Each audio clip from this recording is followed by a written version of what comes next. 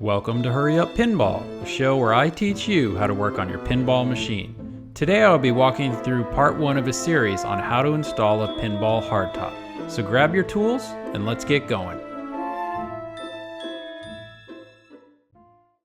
I purchased a pinball machine around February of this year and really enjoyed playing it. I knew I would keep it for a while, so I decided I wanted to clean up the playfield. After checking things out, I decided to install a hardtop. Outside Edge Products has several hardtops available and recently released one for Pinbot. A hardtop is a very thin piece of PETG that has the playfield graphics on the bottom along with very strong adhesive. It also has all the holes pre-drilled so it can be mounted to an old worn-out playfield. Here is a look at the worn-out chest plate on Pinbot. After looking at the damage to the playfield and the shooter lane, I decided I wanted to try and install a pinball hardtop for Pinbot. The first step to installing the hardtop is to remove everything from the top of the playfield. You do not need to remove much on the bottom of the playfield, so this process is much easier than a playfield swap. I would recommend buying a box of 1-gallon Ziploc freezer bags and work through sections when removing hardware from the top of the playfield. Before you start taking things apart, take close-up pictures of each section as you work on it. If you remove the plastic covering the post, take another picture. This will help you to determine what hardware goes where when you reassemble things. Better yet, if you have a camcorder and a tripod, record yourself disassembling each section. I used the video I shot as reference when putting things back together. As you disassemble the playfield, do it one section at a time and place the components for each section in its own individual bag. I used about 20 bags when disassembling this playfield. When you remove the playfield plastics for a section, lay it on top of the bag that contains the hardware and take a picture. You can also label each bag with a Sharpie if you prefer. Since I had several broken and yellow plastics, I decided to order a new set from CPR. Since I wasn't worried about scratching the old plastics, I threw them in the bag with the hardware as a location reference for each bag.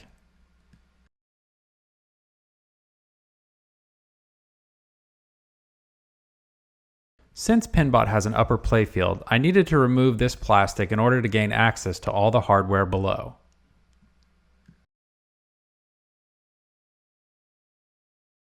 With the upper playfield out of the way, I was now able to get at all the hardware underneath the mini playfield and remove it and put it in bags.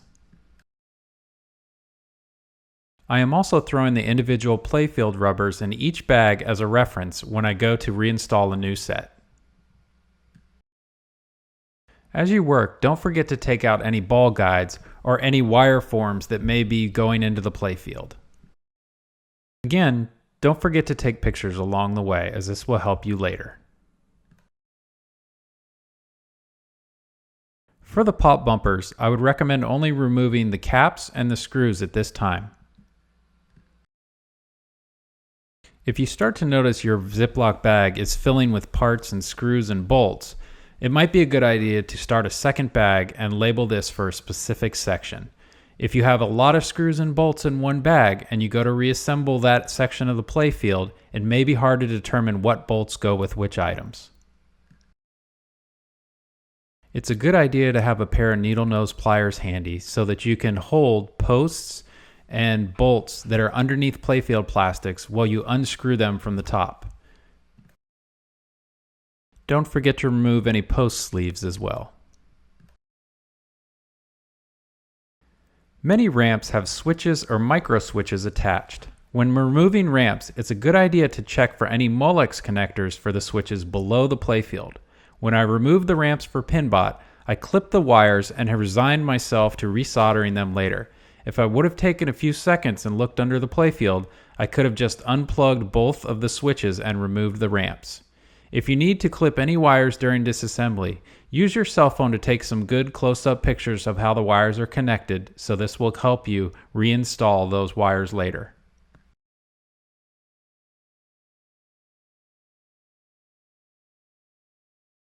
Occasionally, when you remove items from the playfield, you will notice mechanisms underneath those items that go through the playfield.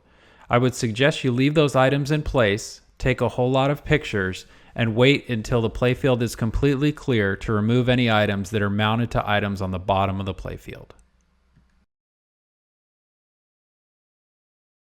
For any lights in sections where the wires come through the playfield and are soldered to light sockets on top of the playfield, I'm leaving these in place for now.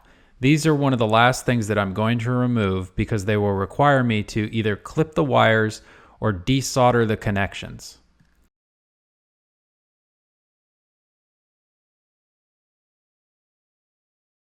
Here's another section that was hidden under the ramp. After removing this plastic, there were several other items that were located beneath this that I needed to remove. Again, I put everything in a Ziploc bag and made sure to include the hardware with the bag and take lots of pictures. One of the other things I highly recommend when working on a playfield, doing a swap, or adding a hardtop is to take some time and polish up or sand many of the ball guides that are used throughout the pinball machine. This will make a huge difference in the appearance when you put the machine back together and is worth the time and effort. One of the things that I like to do when working on a playfield is take the hardware and put it in a tumbler. This will polish up the hardware that you remove from the playfield and make it look somewhat new. Another thing that will make a big difference in the appearance of your new playfield or your hardtop will be to use an ultrasonic cleaner to clean small plastic parts you remove from the playfield. Don't forget to remove any flashers or light bulbs and place them in the bag as well.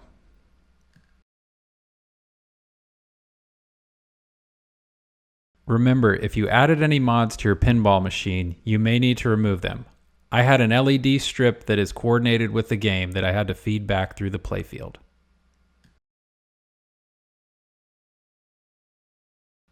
Once I removed most of the items on the top of the playfield, I raised the playfield to remove any nuts on through playfield items like posts and sleeves. This also gave me access to any mechanisms underneath the playfield that needed to be disconnected in order to remove them from the top. Once the through playfield hardware and connections for any mechanisms are removed, return to the top of the playfield. Be sure to take pictures of the wires for each light socket, and after taking pictures, desolder each light socket. You may find that some of the lights on the top of the playfield are chained together. If they are, be sure to take pictures so you know how this is set up so that you can reinstall them properly later on. Once the light sockets are removed and desoldered from the top of the playfield, raise the playfield and loosen the hex bolts that are holding the flipper shafts to the flipper mechanisms and remove the flippers from the top of the playfield as well. I usually save the pop bumpers for last when I'm depopulating a playfield.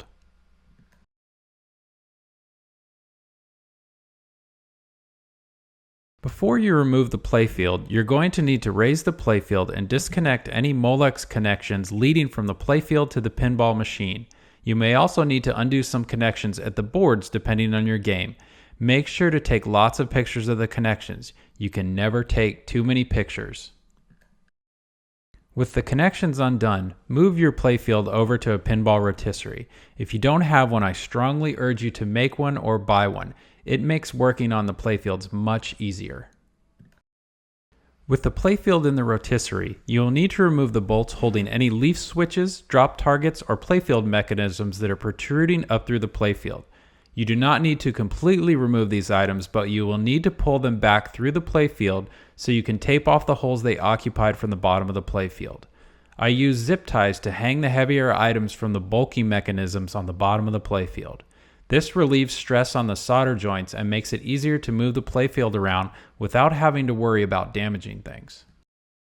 To remove the pop bumpers, begin by removing the 2 lock nuts located here. This will allow you to remove the metal pop ring on the top of the playfield. Next, remove the 3 lock nuts holding the coil mounting bracket to the playfield. This will allow you to access the light socket wire or blades. The 3 screws holding the coil bracket are actually nails from the top of the playfield. Use a small hammer and a flat punch to gently tap the nails back out through the top of the playfield. Don't wail away on them, but go very slow. They have small blades on them to keep them from spinning. Most bumpers have 3 threaded nails. Now take a few pictures and desolder the 2 wires or metal blades leading from the light socket inside the pop bumper to the wires on the bottom of the playfield. Once the wires are desoldered, remove the light socket from the inside of the pop bumper. Next, use a Phillips screwdriver and remove the 2 small screws inside the pop bumper. Once the screws are removed, you can now remove the pop bumper housing and bumper skirt from the top of the playfield. Repeat this process for all the bumpers and don't forget to take some good pictures. Here you can see the last part that needs to be removed to completely remove the pop bumper. With the playfield completely stripped on the top and ready for sanding, I decided to build a box that I could place the playfield in with enough room for mechanisms and wires on the bottom. This also allowed me to tape off the areas around the playfield and limit the amount of dust that gets on the bottom of the playfield. This also will allow me to spray clear without accidentally getting it where it doesn't belong.